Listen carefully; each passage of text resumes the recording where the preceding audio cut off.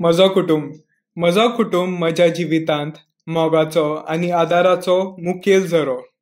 आमी वेगवेगळी कार्यावळींनी एकठांय येवन खुशालकायेन घेतात. एक गजाल आमकां खूब आवडटा ती म्हणल्यार सैमाची भोंवडी, जावं ते रानांत, झाडीनात वा तणांतल्यान वाट काडीत चलप. हें आमकां सैमाची सोबीतकाय पळोवन अजापीत करता. आमी चेस गेम खेळटा आनी एकामेकाक आव्हान दितात. आमी घरांत 4 भुरगीं आनी आमी मोगान एक कार्यावळ सांबाळटात ती म्हणल्यार रांदप.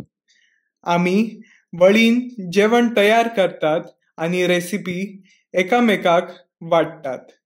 आमच्या व्हडल्या कुडांत सगळीं एकठांय बसून पॉपकॉर्न आनी तण विवण घेवन कॉमेडी फिल्म पळयतात. वाडदिसा सोमयार आमी पिकनीक करता.